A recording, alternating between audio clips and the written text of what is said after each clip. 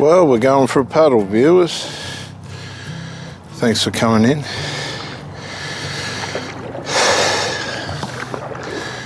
The Jehovah's Witnesses will present themselves as a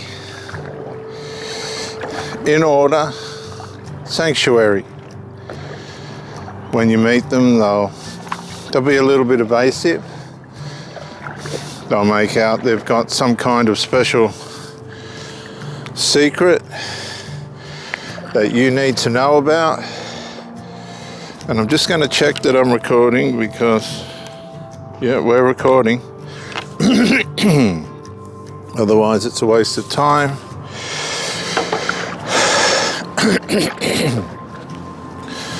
And they're going to love bomb you. They're going to make out that you're more important than what you really are. Let me not take your importance away from you. But they're going to love bomb you. They're going to intrigue you. They're going to talk you up. They're going to manipulate you into believing that their organization is the one that God has sent to rescue you, excuse me, from this wicked, fallen world. Now, right now, as we paddle here in Australia, the Central Coast, New South Wales, Australia, we can say that's not true. If we were in the Gaza Strip, we would probably agree. But here in Australia, so far, we're doing all right. They'll tell you that they're going to save you from the wrath of God to come. They leave out the true message of the New Testament. They've misrepresented who the Jewish Messiah is. They have no concept of who Jesus really is. So right from the start, you're being deceitfully manipulated, evilly manipulated to believe in a set of idealisms, fantasies that have been made up over the decades since the inception of the organization, that they are the only organization that God has chosen. But of course, Jeffrey Jackson,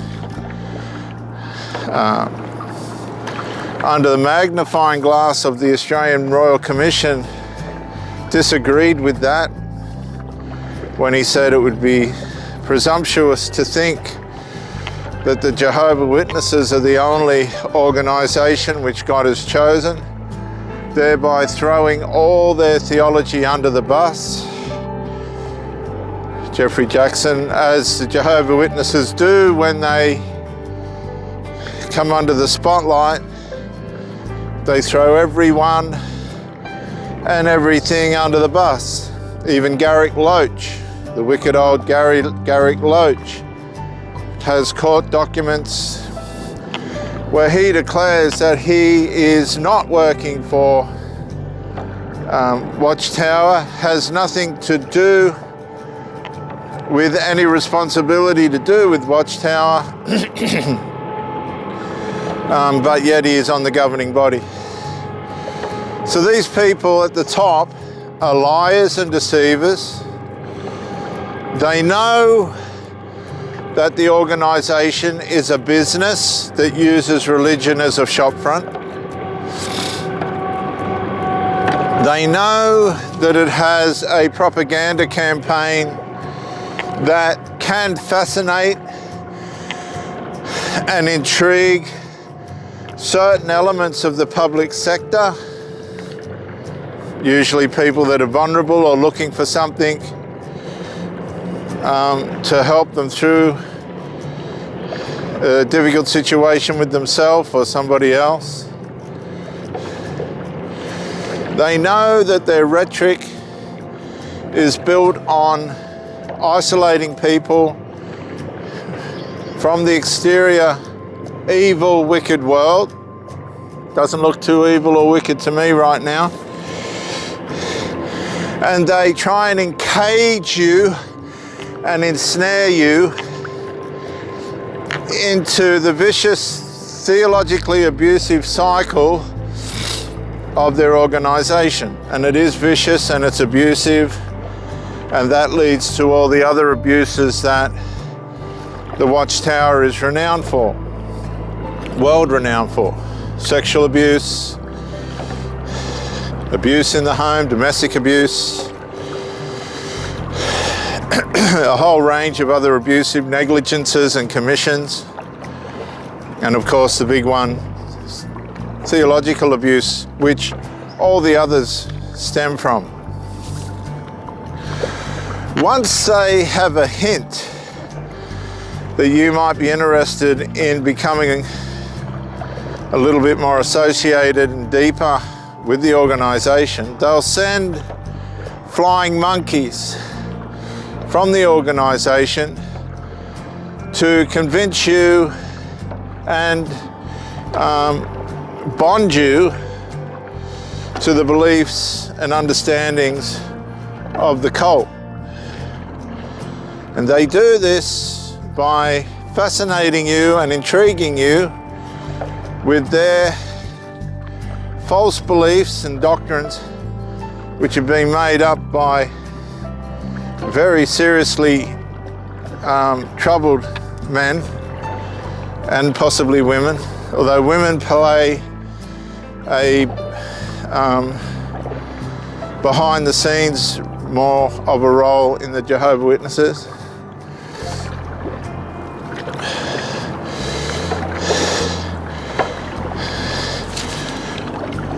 And they get you asking questions. Now, this is how they hook you. They involve you.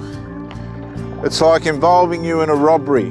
Once you're involved, it's going to be very hard to explain your way out of. So they involve you, deeply involve you, in their Bible rhetoric, how you perceive the Bible. And believe me, they'll go along with you for weeks and weeks.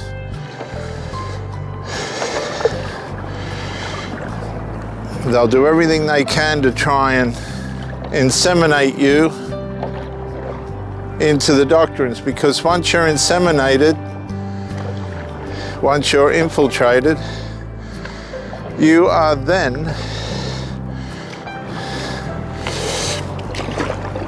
caught in the cycle. And this is what they want.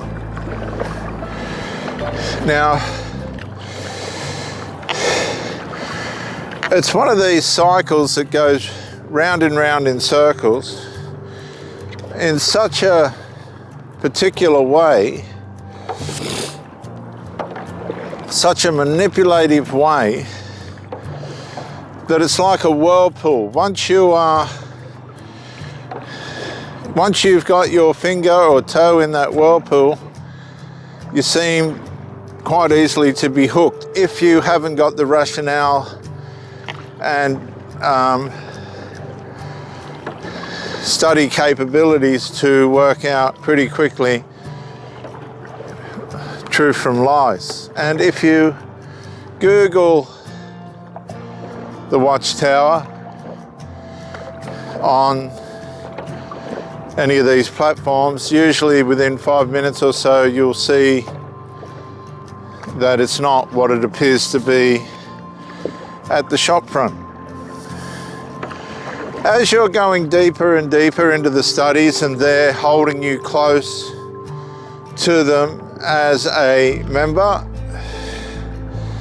you begin to feel like you're a part of something special, something peculiar, something that people aren't getting or understanding, that they're missing out,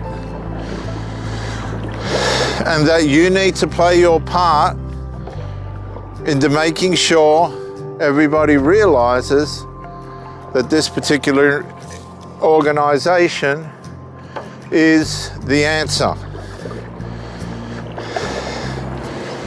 And they go to great lengths to get you to this insemination stage, artificial insemination stage. Once your indoctrination has conceived, you will want to know more. And this happens in all religions, right or wrong. Because people want to know what their origin is, where they've come from, and where they're going. Unfortunately for the Jehovah Witnesses, their theology is so infantile and childish wrong. It's so wrong that to believe that Michael is Jesus, the Messiah, the Jewish Messiah, Michael the Archangel, and you'll find this in their foundation course at jw.org. I did it just to see what they were on about, and sadly got to the end and was mortified to be told erroneously, tragically erroneously, fundamentally erroneously, extraordinarily deceitfully, that Jesus was Michael the Archangel. That's like saying, how can I put it?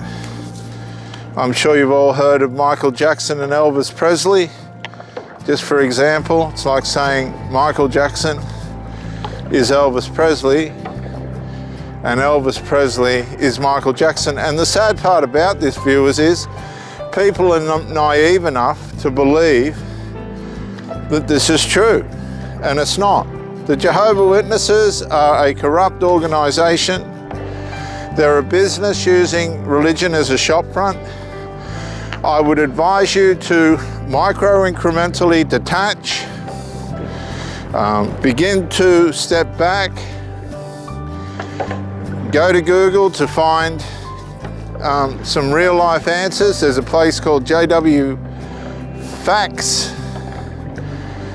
There's hundreds of different things that you can learn from within 5 minutes. Go no contact with the organization. They'll shun you and never, ever, ever go back.